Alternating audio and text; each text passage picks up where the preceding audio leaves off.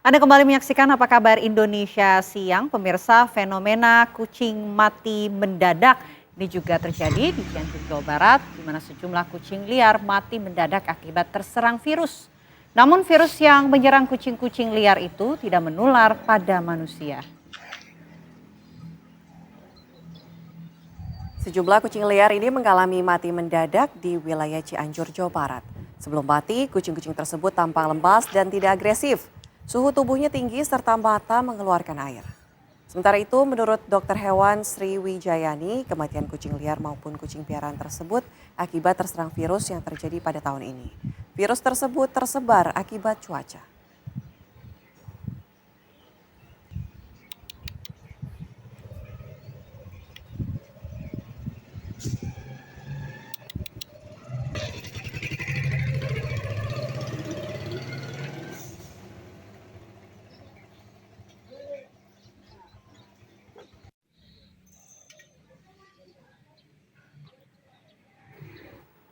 Ya, kami sudah tersambung bersama dengan dokter hewan, ada dokter Sri Wijayani dari Cianjur, Jawa Barat. Selamat siang, dokter. Selamat siang semuanya. Ya, dokter mungkin bisa langsung dianalisa apa sebetulnya yang terjadi sehingga pada akhirnya di Cianjur, Jawa Barat ini juga terjadi puluhan kucing yang mati mendadak, dok. Iya betul, ini sebenarnya peristiwanya itu benar-benar menyedihkan ya bagi para cat lover. Dimana kalau kita selidiki dan kita istilahnya tuh amati, biasanya penyebabnya itu karena virus. Karena virus itu kan masa inkubasinya itu 2-10 hari khusus untuk penyakit virus yang menyerang saat ini panleukopenia seperti itu. Jadi gejalanya itu cepat gitu ya. Jadi mulai kucing itu demam tinggi, cepat aja ngedrop, dehidrasi gitu, sehingga kondisi imun seperti itu imunnya turun, terus kondisi dehidrasi itu biasanya cepat ke arah kematian seperti itu. Dan penularannya juga lumayan cepat. Ya. Penularannya lumayan cepat. Dan ini karena penyebabnya virus ya, pengobatan istilahnya tuh cuma terapi suportif aja yang bisa dikasih. Tergantung imun masing individu seperti itu. Dokter, tapi kalau kita lihat ini tadi ada pengaruh cuaca, itu betul atau tidak? Sebenarnya pengaruh cuaca antara langsung sama tidak langsung sebetulnya ya. Tapi yang kita amati biasanya menjelang musim penghujan. Kalau tahun-tahun sebelumnya itu menjelang musim penghujan, pas musim penghujan itu challenge di lapang lumayan tinggi dan kejadiannya lumayan banyak seperti itu. Mungkin karena cuaca dingin, kondisi kucing yang imunitasnya rendah, sama kondisi umumnya itu nggak bagus. Misalkan karena masuk makanannya itu kurang mencukupi gitu ya, nutrisinya itu kurang, biasanya terserangnya itu sama belum vaksin. Biasanya belum vaksin, tapi yang kita amati sekarang, meskipun sekarang kan belum musim penghujan ya, tapi challenge di lapang lumayan tetap tinggi. Gitu. Oke. Dokter, apa sebetulnya yang harus dilakukan di Cianjur, Jawa Barat, khususnya di lokasi ditemukannya puluhan kucing mati ini, agar virus-virus tersebut tidak semakin menyebar ke kucing-kucing lainnya, dok? Nah, kalau untuk kasus yang sedang outbreak, jadi kita tidak menyarankan vaksin. Jadi kita menyarankan biosecurity lebih ditingkatkan. Sterilitas kandang, tempat makan, tempat minum, lantai, pekarangan sekitar harus didesinfeksi gitu ya, dikasih desinfektan gitu ya, sehingga challenge di lapang lumayan bisa turun seperti itu. Adapun kucing-kucing yang masih sehat gitu ya, yang belum terpapar, kita doping vitamin, makanan yang kualitasnya bagus seperti itu. Tapi kalau misalkan kucing-kucing di tempat yang lain yang belum outbreak gitu ya, kondisinya lagi sehat, secepatnya divaksin. Nah, vaksin itu kan emang tidak menimbulkan, istilahnya itu tidak bisa cover 100% penyakit tetap gitu ya, masih bisa kena challenge, tapi kalau yang divaksin biasanya lebih kuat seperti itu. Jadi kita menyarankan kalau yang kucing-kucing sehat belum kena outbreak di sekitarnya, kita sarankan vaksin, mulai vaksin usia 2 bulan dengan kondisi kucing sehat. Tapi kalau yang di daerah tersebut udah terpapar virus, outbreak gitu ya, angka kematian di sekitar tempat tersebut tinggi, biasanya kita lakukan peningkatan di biosecurity seperti itu. Baik, terima kasih informasinya Dr. Sriwijayani dan pemirsa kita langsung saja menuju Pak Angga, pemilik kucing yang juga berada di Cianjur, Jawa Barat.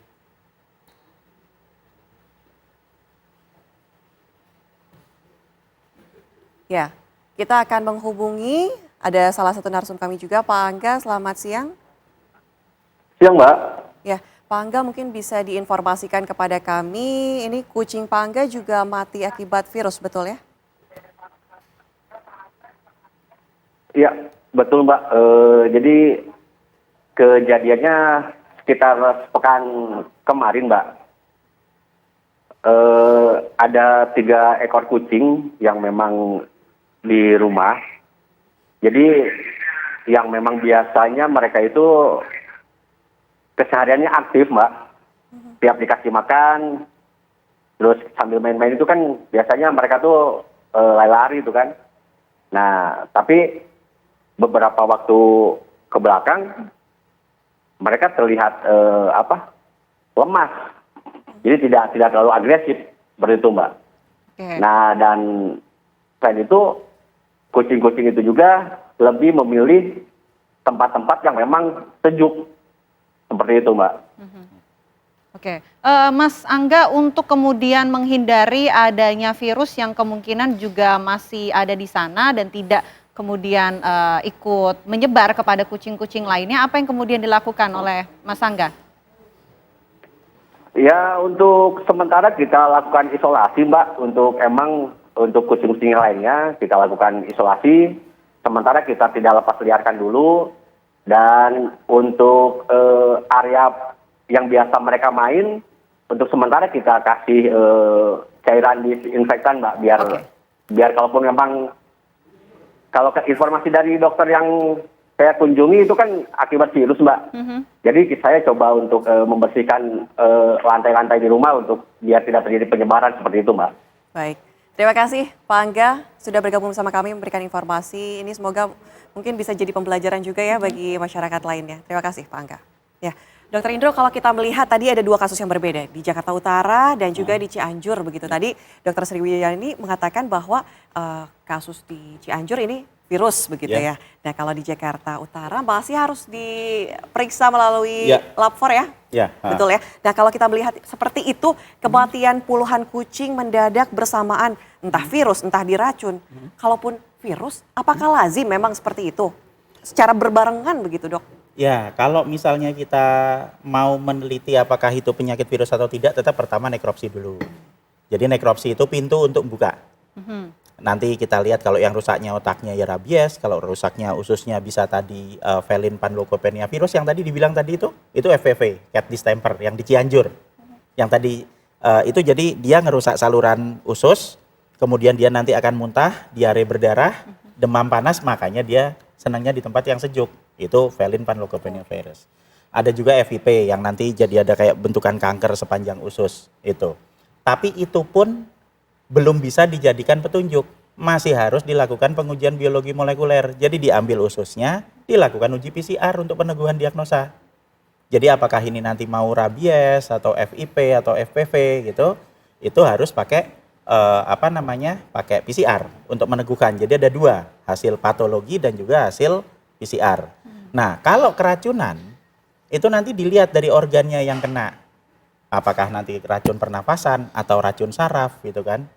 Nah, nanti diambil bagian hatinya karena detoksifikasinya racun semua di hati. Kemudian dilakukan pengujian lebih lanjut namanya HPLC untuk melihat, mengetahui secara pasti jenis racunnya apa.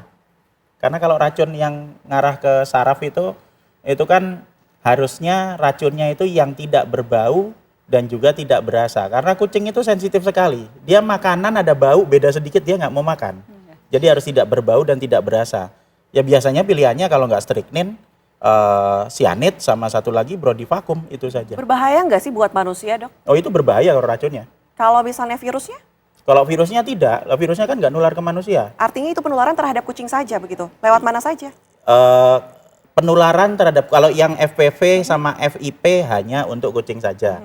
Nularnya lewat mana? Lewat lendir, lewat dropletnya dia, lewat kotoran, lewat kencingnya dia lah. Itu nanti temennya datang ke situ kena, makan di tempat yang sama ya ketularan, udah gitu saja. Nah, Artinya Pak Angga tadi betul ya diisolasi kucingnya ya? bener, jadi kalau ada yang sakit, diisolasi supaya nggak gabung sama yang sehat. Terus Oke. tempatnya yang sakit tadi dibersihkan. Satu tambahan untuk yang FPV tadi ya, Valent Panleukopenia virus, itu dia nggak bisa hancur dengan kayak desinfektan biasa. Ya. Kalau yang rabies sama yang FIP sih pakai pembersih lantai biasa, sabun bisa hancur, mudah sekali. Tapi yang FPV itu sebaiknya nyampurkan pemutih pakaian satu bagian tambah 9 bagian air, itu nanti akan jadi 0,5%, disemprotkan di situ, baru itu hancur virusnya. Oke, sekarang saya mau ke Pak RW kembali. Pak RW, jarak ataupun rentang kematian dari kucing-kucing di sana selang berapa lama, Pak?